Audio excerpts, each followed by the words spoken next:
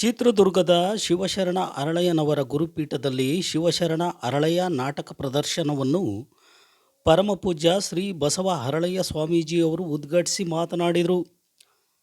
ಸರಿಯಾದ ಧಾರ್ಮಿಕ ಶಿಕ್ಷಣ ಇಲ್ಲದೆ ಹೋದರೆ ಸಮಾಜದಲ್ಲಿ ಸಾಮರಸ್ಯ ಕೆಡುತ್ತದೆ. ಇಂದು ಇಡೀ ಜಗತ್ತು ಅಪಾಯ ಮತ್ತು ಆಪತ್ತು ತಂದೊಡ್ಡುತ್ತದೆ. ಅದಕ್ಕೆ ಉದಾಹರಣೆ ಇರಾನ್ ಮತ್ತು ಇಸ್ರೇಲ್ ದೇಶಗಳ ನಡುವೆ ಧರ್ಮದ ವಿಷ ಬೀಜ ಬಿತ್ತುವ ಜನರಿದ್ದಾರೆ. ಇಂಥವರಿಂದ ಬಹಳ ಅಪಾಯಕಾರಿ. ಇಂಥವರಿಂದ ಜನರು ದೂರ ಇರಬೇಕು ಎಂದು ಹೇಳಿದರು. ಮೌಢ್ಯಕ್ಕೆ ಸರಿಯಾದ ಶಿಕ್ಷಣ ಇಲ್ಲದಿರುವುದು, ಧರ್ಮ ಪ್ರಚಾರಕರು ಧರ್ಮಗುರುಗಳಾಗಿರುವುದೇ ಕಷ್ಟಕರ ಜೀವನ ನಮ್ಮದಾಗಿದೆ.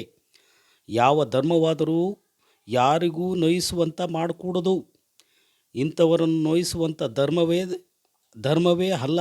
ಹಾಗಾಗಿ ಸರಳ ಜೀವನ, ಸತ್ಯ ಜೀವನ, ದುಡಿದು ತಿನ್ನುವಂತೆ, ಕಾಡದೆ ಬೇಡದೆ, ಪರನಿಂದೆ, ಸ್ವಪ್ರತಿಷ್ಠೆ ಇಲ್ಲದೆ ನಾನು ನನ್ನದು ನನ್ನಿಂದಲೇ ಎಂದು ಅಹಂಕಾರ ತ್ಯಜಿಸಬೇಕು ಎಂದು ಹೇಳಿದರು. ಪರೋಪಕಾರಿಯಾಗಿ ದೈವ ಮೆಚ್ಚುವಂಥ ಕಾರ್ಯದಿಂದ ಭಕ್ತಿ ಮಾರ್ಗದೊಂದಿಗೆ ನ್ಯಾಯವಾಗಿ ಸತ್ಯ ಸಾಧಕನಾಗಿ ಇರುವುದು ಮಾತ್ರ ಧರ್ಮ.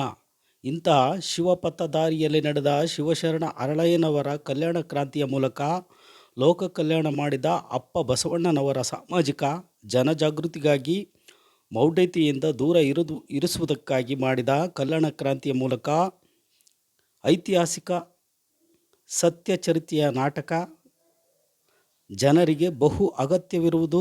ಆ ಕಾರಣ ನಾಟಕವನ್ನು ಪ್ರದರ್ಶನ ಮಾಡಲಾಯಿತು.